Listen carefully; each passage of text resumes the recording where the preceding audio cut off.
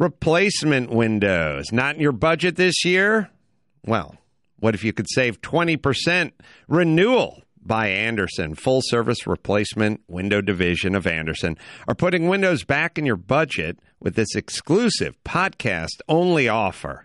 You know how much I love this and what a difference it makes. You owe it to yourself, people. You save 20% on windows, 20% on patio doors, an additional $20 on every window. Don't settle for low-end vinyl windows.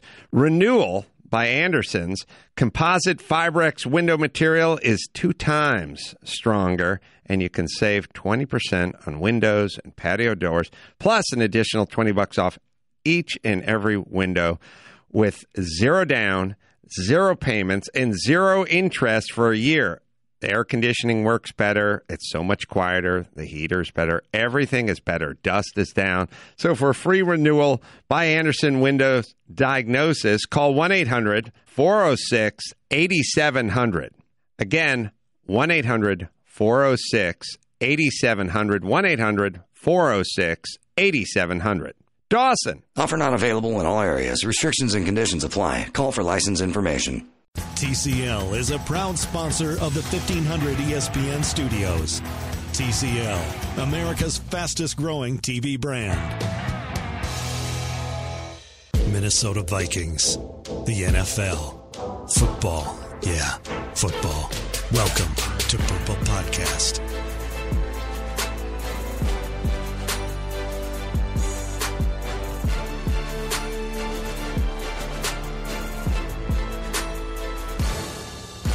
Hello, welcome to another episode of the podcast. Matthew Coller here, along with former NFL quarterback Sage Rosenfels. Sage, how are you waking up this morning feeling about the Minnesota Vikings? I feel like I felt like a lot of games last year. That was just a nice win. They got the lead. They sort of had that formula we've talked about many times of getting that lead, running the football much better, thank God. And their defense played how we have remembered of their defense the last few years. And so it was a quality win. It wasn't without mistakes or frustrations as a fan or why did you do that type of plays. But there was a lot of quality football out there. And it was a game that they should have won the way they won it, of getting that lead and then just sort of beating on Arizona's offense and the offensive line and harassing the quarterback. And from the big picture standpoint, when we are looking at the standings now, the Vikings are in very good shape. That tie is going to be obnoxious all year long to look at in the standings, but when you're looking at it now, the Bears 3-2, Vikings 3-2-1, Packers 2-2-1, and you just feel like they are back on track to go where they want to go as long as they take care of business next week against the New York Jets. Yeah, they're back on track. They are going to be in the mix. I cannot imagine a scenario where they completely fall apart over the course of the next, what do they got, 10 weeks left or something like that? 9 weeks left or something. So my guess is they're going to come down to the wire with, the Bears, the Packers. Vikings got lucky yesterday with the Bears they should have lost twice and they only losing the second time, but the Bears could have easily won that game in overtime against the Dolphins. And so it's going to be a fun race. There's about 3 divisions right now where 3, if not 4 teams are very much in the mix. And the NFC North is one of those divisions. Yeah, if they win the division by a half a game, they can go back and thank Brock Osweiler for defeating the Chicago Bears yesterday. I want to start with the defense's performance. It was a very 2017-like defensive performance where they were consistently putting pressure on Josh Rosen. They get an interception. They get 4 sacks. That looked like the Vikings defense that we expected, and now it's 2 weeks in a row. But especially this week, they looked much more like they were just abusing the opposing team's quarterback, especially on third down. Sage, Josh Rosen was 0 for 10, and I think you and I both like Rosen as a long-term prospect, but he looked in over his head on some of Mike Zimmer's zone blitzes on third downs. Can you explain why those are so challenging, especially for a young quarterback? Well, first let me explain. He's dealing with sort of a stacked deck against him, in my opinion. That offensive line in Arizona, other than maybe Houston, might be the worst offensive line in the league. They even had 2 players get hurt in the second half of that game yesterday. So, anytime you have a bad offensive line, that's a struggle. And one thing we saw that we have seen so far this year is teams have run the ball fairly well in the Vikings, more than in years past. You really did not see that yesterday. You saw there was like a 10-yard run by David Johnson that almost surprised me. And so, obviously he's dealing with a poor offensive line, run blocking and pass blocking. The zone blitzes are complicated because, there's usually at least one guy coming at you. And you generally think, when linebackers blitz, there's space behind them, to throw the football, sort of where they came from. But in zone blitzes, the way they're designed, as soon as a linebacker, or even let's just say a Sam the Mike blitz from what is the quarterback's right side, that linebacker will be screaming over, to replace where that Mike and Sam were. A lot of times you want to throw into the space that, where the linebackers disappeared. And in a zone blitz, a lot of times you're throwing right into a screaming linebacker that or safety that you might not see coming from the other side, or even defensive linemen, those are the worst types of zone blitzes for a quarterback. Replacement windows. Not in your budget this year? Well, what if you could save 20%? Renewal by Andersen, full-service replacement window division of Andersen, are putting windows back in your budget with this exclusive podcast-only offer. You know how much I love this and what a difference it makes. You owe it to yourself, people. You save 20% on windows, 20% on patio doors, an additional $20 on every window. Don't settle for low-end vinyl windows. Renewal by Andersen's composite Fibrex window material is 2 times stronger, and you can save 20% on windows and patio doors, plus an additional $20 off each and every window with 0 down, 0 payments, and 0 interest for a year. The air conditioning works better. It's so much quieter. The heater's better. Everything is better. Dust is down. So for a free renewal by Andersen Windows Diagnosis, call 1-800-406-8700. Again, 1-800-406-8700. 1-800-406-8700. Dawson. Offer not available in all areas. Restrictions and conditions apply. Call for license information. It even seems like with the way Zimmer dials them up, because he was throwing all sorts of different things. I mean, Mackenzie Alexander gets a sack, Harrison Smith gets a sack, Anthony Barr had a key pressure in the red zone, that for a rookie quarterback, it must be a nightmare, because I even see from time to time Aaron Rodgers on a key third down. He got sacked earlier this year by Mackenzie Alexander, that even for veteran quarterbacks, with the different creativity that Zimmer has and bringing pressures from all different places, it never seems like it's the same 2 times in one game. Yeah, and the Vikings do a really nice job, and they have a multiple different sort of types of pressure, but the look they give pre-snap, you can't tell where they're coming from. The Harrison Smith got a sack yesterday about the 1-yard line, and if you go back and watch that play, the offensive line had what they call make a Mike declaration to the weak side, to the will linebacker, in which that blitz would have been picked up. Josh Rosen actually overran or overcalled, I guess you ought to say. He changed the call for the offensive line, made the linebacker the strong side linebacker as the Mike. When the Vikings brought 4 weak, as in the will and the free safety from the weak side, Rosen did not see it and ended up getting a big sack in that game. Down at the 1-yard line. How often does that happen to a quarterback, where you think you've got it and you make the check and then you realize, nope? It happens. But the key is, you have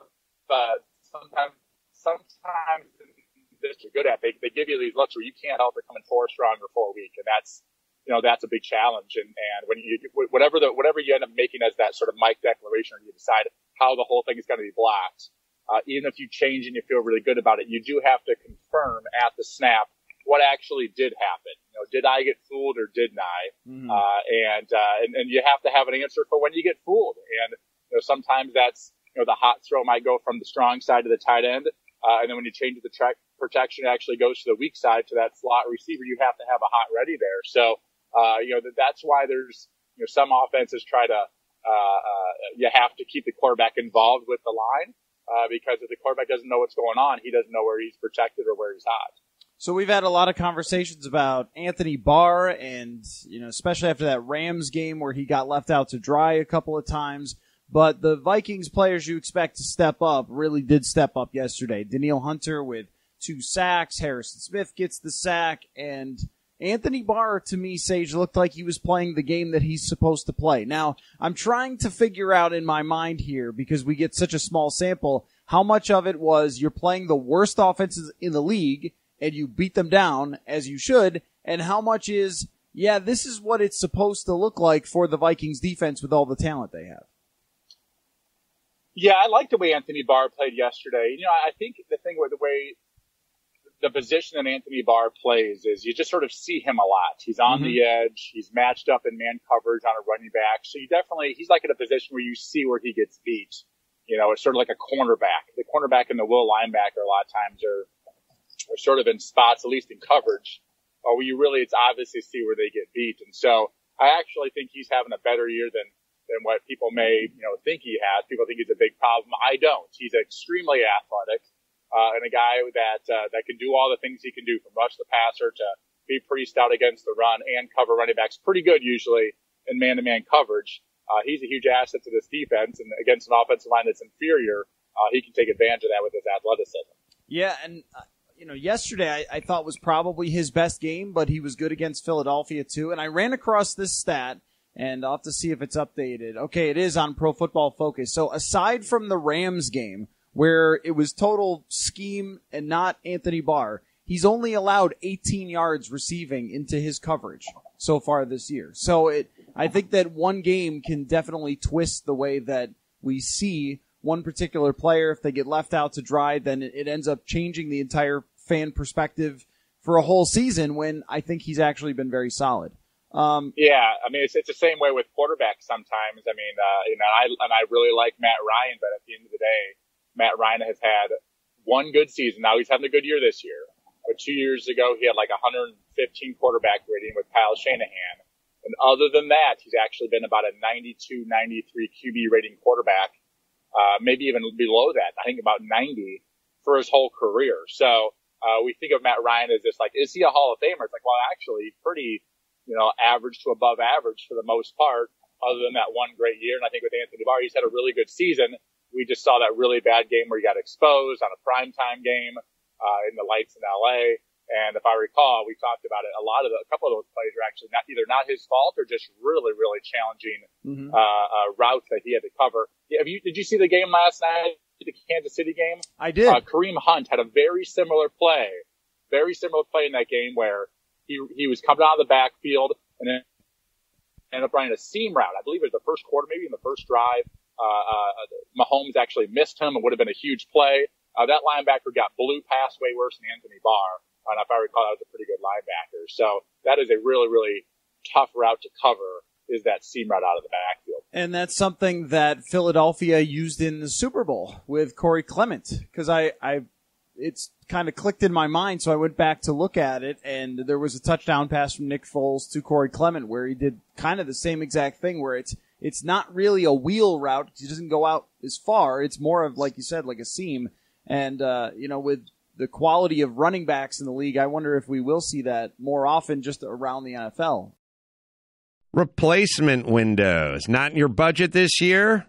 Well, what if you could save 20%? Renewal by Andersen, full service replacement window division of Andersen, are putting windows back in your budget with this exclusive podcast only offer. You know how much I love this and what a difference it makes. You owe it to yourself, people. You save 20% on windows, 20% on patio doors, an additional $20 on every window. Don't settle for low-end vinyl windows. Renewal by Andersen's composite Fibrex window material is 2 times stronger, and you can save 20% on windows and patio doors, plus an additional $20 off each and every window with 0 down, 0 payments, and 0 interest for a year. The air conditioning works better. It's so much quieter. The heater's better. Everything is better. Dust is down. So for a free renewal by Andersen Windows Diagnosis, call 1-800-406-8700. Again, 1-800-406-8700. 1-800-406-8700.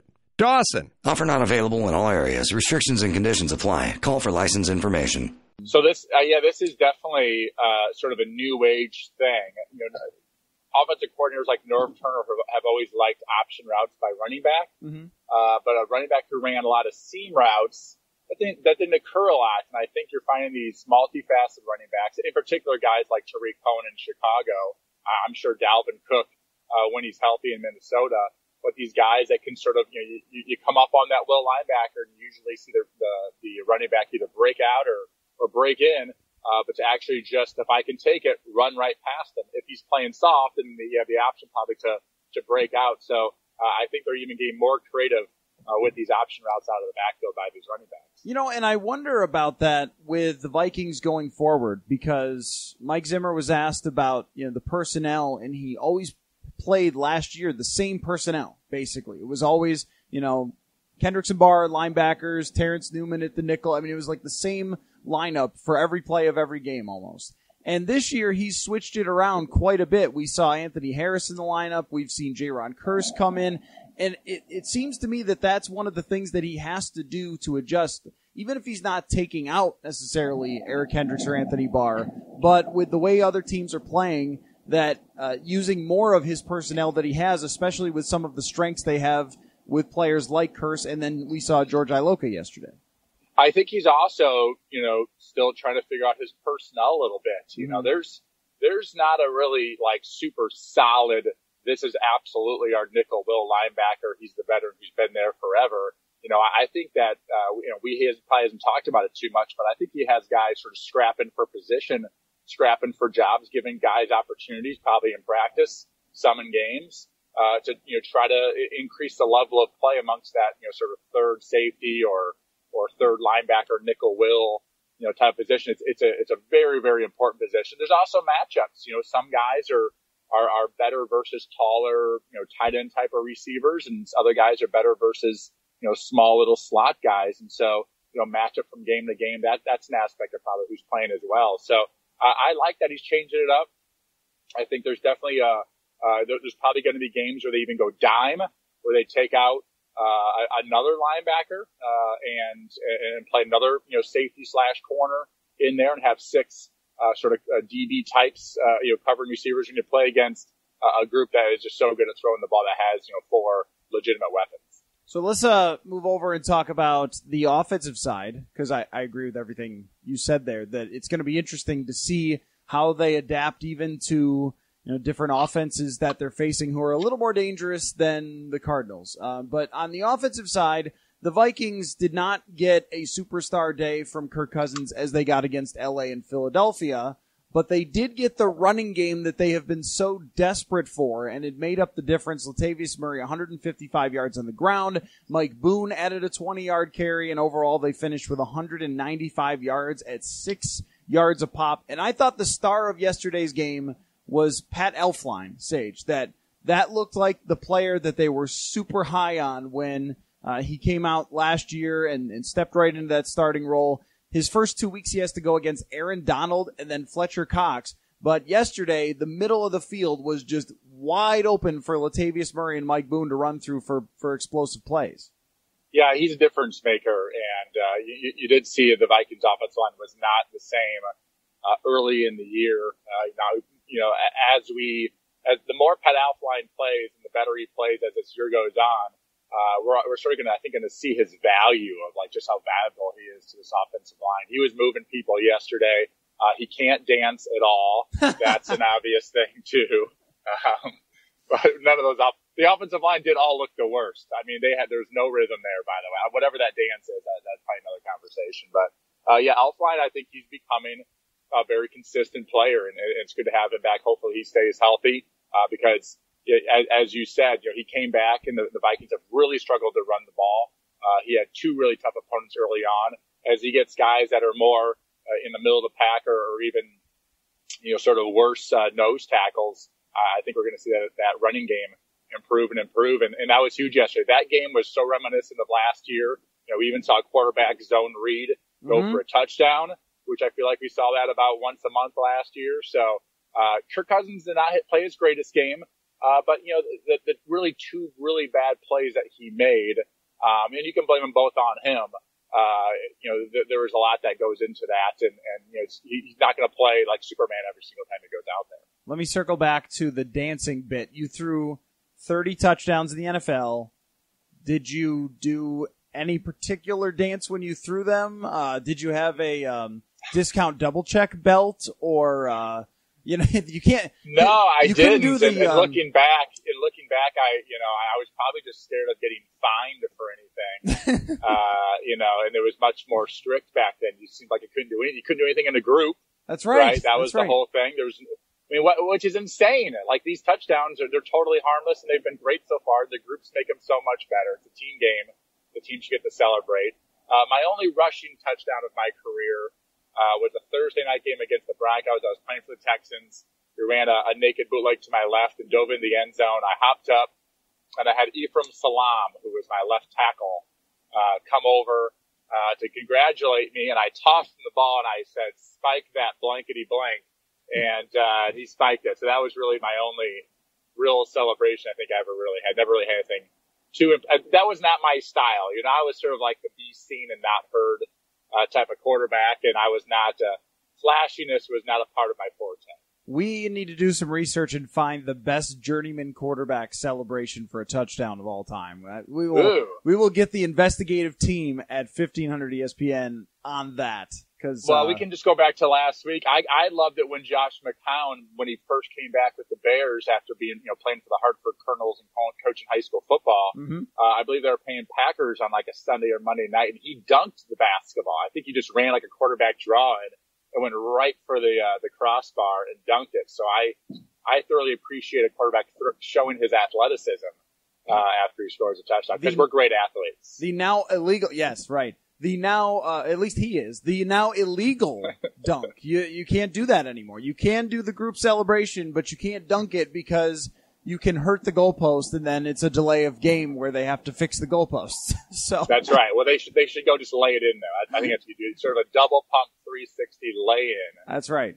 That's sort of my style. 50-man-year-old basketball game. Maybe the Isaiah Ryder through the legs to do that. Yes, I like that one. That's a good one. That's actually now everyone in the NBA dunk contest goes through the legs, but when Isaiah Ryder did it was really awesome. So anyway, Kirk Cousins yesterday, it was I would say a solid for the most part, but lackluster performance. The thing where you get concerned is the fumble. I mean, we've talked about it every week with him, and we've given the stat every week with him. I mean, going back to when they signed him, that the guy fumbles the ball. And, at some point, this is really going to hurt them. And I think that it did in LA. It took them away from a chance to drive down. And what gets frustrating for me, Sage, is that with every fumble, it's a debate like on Twitter.com of, was it his fault? Was it not his fault? And then we go out to TCO Performance Center and we ask him, and then it's like, hey, was it your fault? And no, it wasn't, or yes, it was, and all that. It's just like this big debate over every fumble. But all the other quarterbacks are not fumbling this much. So there has to be something to it. That's the key is, coaches over the years, sometimes you throw an interception or you fumble or an offensive line miss a block, something bad happens. At the end of the day, the ball is in the quarterback's hands, and you are responsible for that. And you take the blame for it. So much is given, much is expected, and there's a lot expected out of the quarterback. And one of those things is, you're going to get sacked, you're going to get blindsided, you're going to get hit as you're throwing. But at the end of the day, the ball is in your hands. You're responsible for it. Tom Brady doesn't fumble very often. Aaron Rodgers doesn't fumble all that often. They're dealing with the same harassment that Kirk Cousins is dealing with. He has to find a way to hang on to the football, and maybe that's part of it. They keep running the football. That minimize the attempts, minimize the left tackle having to drop back, and rather than plow forward with some sort of run action. And I think that's all part of it. But Cousins at the end of the day, he is responsible for that ball, and he has to protect it better. And actually for yesterday, we can't really entirely blame the offensive line. When I look at the pressure numbers from yesterday, 14 times pressured, which is kind of average. It wasn't, I mean, of course, Chandler Jones dominated, but the rest was pretty much an okay performance out of the offensive line, and we can't pin every single fumble on them. And plus, 6 weeks into the season, Kirk Cousins knows what he has for an offensive line. He knows that he's going to have to get the ball out, and he knows if the pocket is collapsing, he's going to have to tuck it. And I feel like, Sage, this is what Teddy Bridgewater was really, really good at, that sometimes you just need to throw the ball away. And it seems like Kirk, where you will get these great throws from him hanging in, but you're also going to get sometimes where he turns the ball over, and that's not going to help them. Well, yeah, when you're talking about Bridgewater and Case Keenum, I think both those guys did a really nice job of sort of making their offensive line look better than they were in pass protection. And now we're seeing some of those cracks now that Cousins, who's just not as mobile, doesn't feel the pressure as well. But, we're also getting a stronger arm, probably a more accurate, strong arm, a guy who can do a little bit more in just a straight passing game. And so that's just sort of the way it works. They've decided to go for the guy with the bigger arm who can make a lot of these throws that, to be honest with you, Keenum could make some of these throws last year that Kirk is making, but he also made that offensive line look pretty good. So, this is also, let's just add, John DeFilippo needs to be a part of this conversation.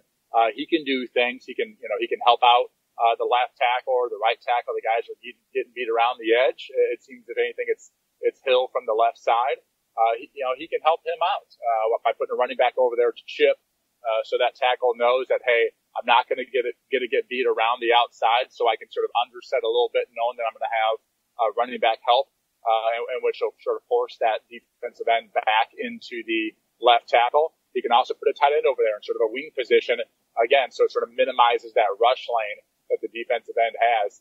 That's a huge advantage for an offensive line. That's why you see the Patriots do that all the time. You see Gronk in that sort of wing or tight end position, really minimizes the passing lanes for those defensive ends. What was your takeaway on the interception that seemed like just the ball hurled into the secondary where no one was?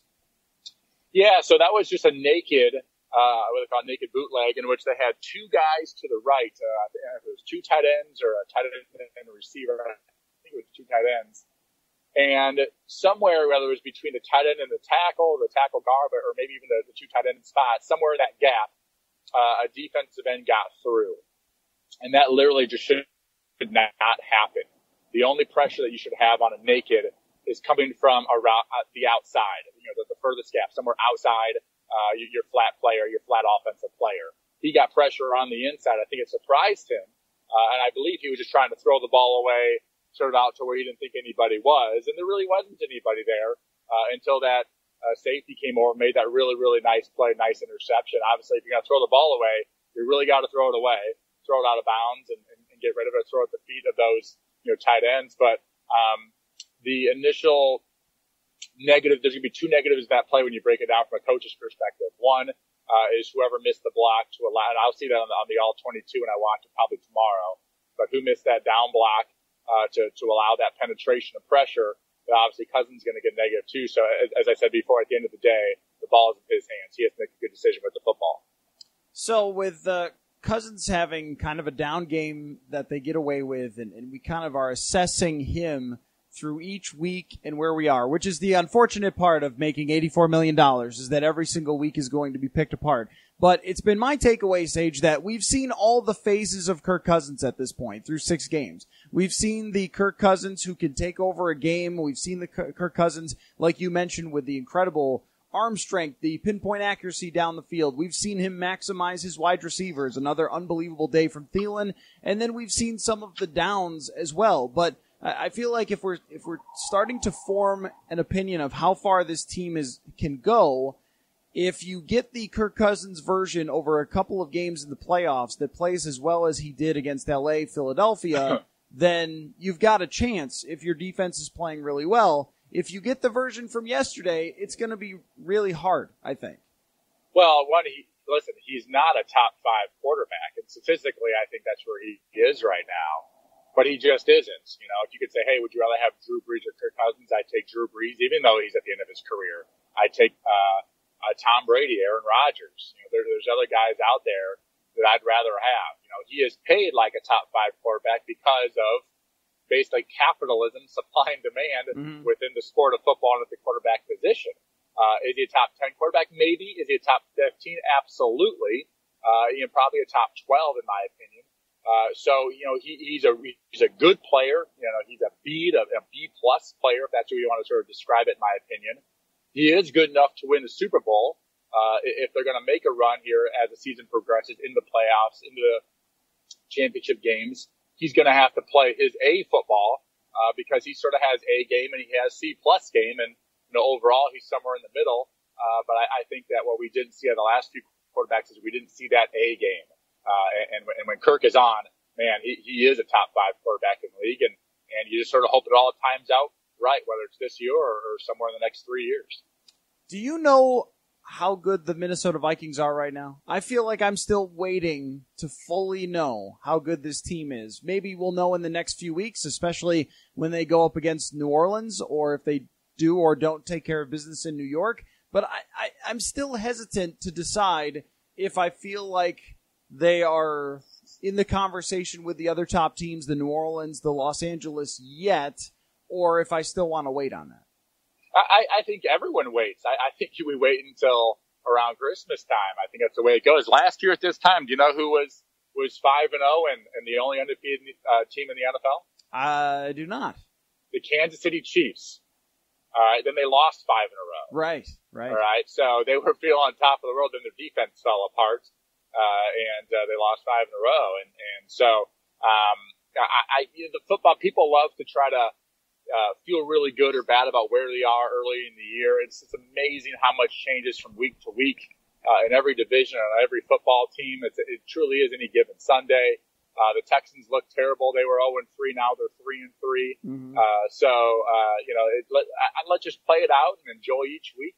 I think they're a good team that can beat anybody and also has its weaknesses and could lose to a lot of teams, most of the teams in the NFL as well. Not much different than basically every other NFL team out there that played this weekend. All right, Sage. Well, when we get together on Wednesday, we have so many options for journeyman quarterback of the week. Almost every team we could have Josh McCown, so he is exempt because we already used him. Who do we have this week? Who do the Vikings have this week? I haven't looked forward It is the New York Jets, sir. Oh, Sam Darnold conversation. All right. Yes, I want Sam Darnold. This is the current Josh McCown team. So he makes it more special. Yeah, that's right. And I always want a number of options here. I mean, there are many running through my head, but we'll save them for Wednesday for journeyman quarterback of the week.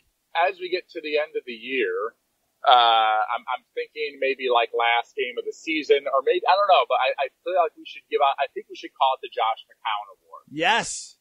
All right, and I think there should be an award, maybe just the backup who played the best this year, or something like that. You know, the backup we'd love to have on our team, right? So I think there needs to be something. We'll figure that out. But I think there needs to be some sort. Maybe it's even a weekly thing. But you know, quarterbacks aren't getting hurt that much. But as time goes on, a 4 or 5 back. Brock Osweiler probably wins the Josh McCown Award of the week for his big win yesterday down in Miami. So we need to come up with some sort of McCown Award. Give him some credit. Oh, I totally agree. Maybe we can do like a midway point McCown Award when we get to week 8, and then we could do the end of the year. Who was the Josh McCown of this year? I love it. Yes, and then I think we got, and at the end of the year we also give a Luke McCown Award for the second best back. That is perfect. I wish there was a left-handed quarterback to give the Cade McNown Award to, but there isn't anymore. What happened to them all? Yeah, I don't know. They've all disappeared. They're playing for Wisconsin and they're terrible. Yeah, or Alabama and they're great. Oh yeah. But anyway, so I missed the Boomer Esiasons of the world, and Tony Graziani. There's a guy for you. Wow, there you have it. All right, well, we will get together and work on that. And I just scrolled quickly through the Jets franchise encyclopedia for some names, and man, it's great. So I'm looking forward to that on Wednesday. Thank you, Sage, and thank you all for listening to the Purple Podcast. Replacement windows. Not in your budget this year? Well, what if you could save 20%? Renewal by Andersen, full service replacement window division of Andersen, are putting windows back in your budget with this exclusive podcast only offer. You know how much I love this and what a difference it makes. You owe it to yourself, people. You save 20% on windows, 20% on patio doors, an additional $20 on every window. Don't settle for low-end vinyl windows. Renewal by Andersen's composite Fibrex window material is 2 times stronger, and you can save 20% on windows and patio doors, plus an additional $20 off each and every window with 0 down, 0 payments, and 0 interest for a year. The air conditioning works better. It's so much quieter. The heater's better. Everything is better. Dust is down. So for a free renewal by Andersen Windows Diagnosis, call 1-800-406-8700. Again, 1-800-406-8700. 1-800-406-8700. Dawson. Offer not available in all areas. Restrictions and conditions apply. Call for license information.